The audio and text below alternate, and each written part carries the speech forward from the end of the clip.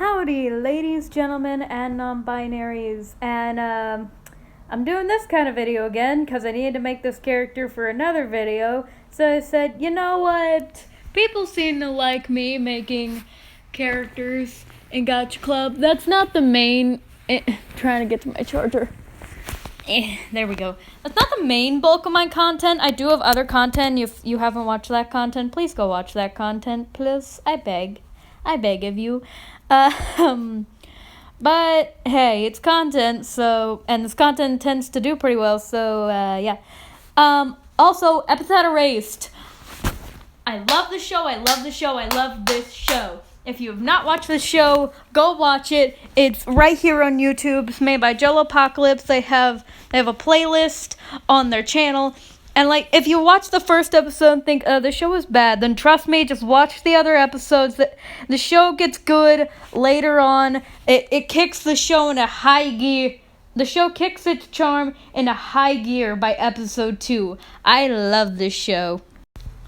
One of the main reasons I love Epithet Erased so much is because of its magic system. So this isn't really spoiling the plot of the show. This is basically just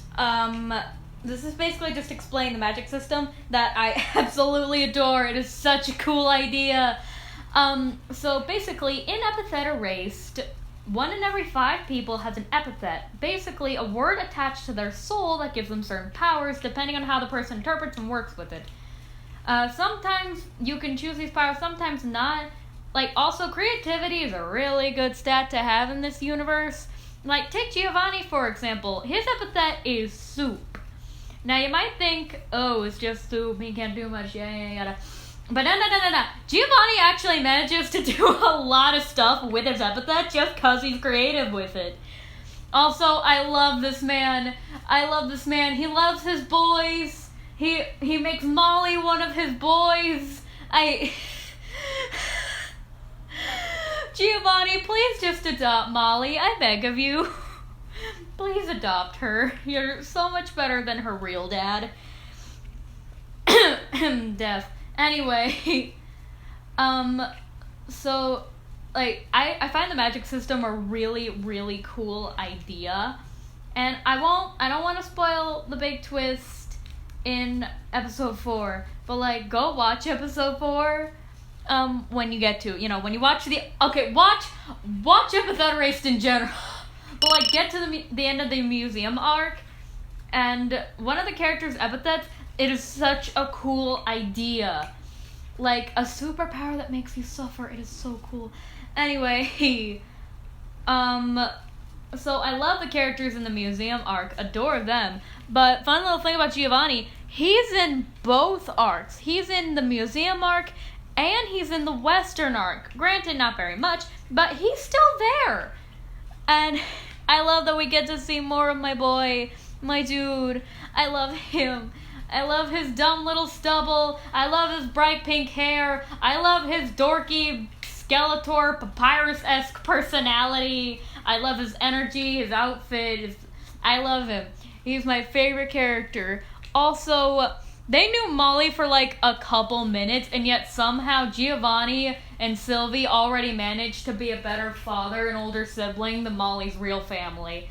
Giovanni, please just adopt Sylvie and Molly. Please, just adopt them as your children. One of them's already one of your boys, and the other one's an actual boy. That's, close enough, right?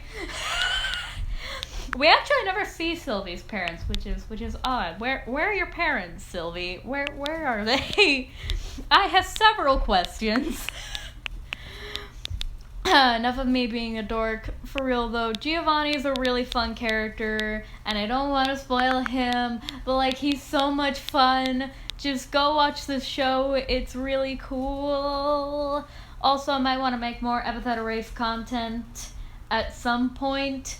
Because, guess what's giving me some brain rot? Why is it that whenever I find a cool thing, my brain hyperfixates on it, and then I get a bunch of creative ideas? Oh, right, I'm autistic and creative, that's why. Autism has its pros and its cons, I'll say that much. It's got its upsides and its downsides. So, here's my boy. Well, not really my boy. I wish I was one of his boys. That would be great. Like, if I was going to fall any supervillain, it'd be him.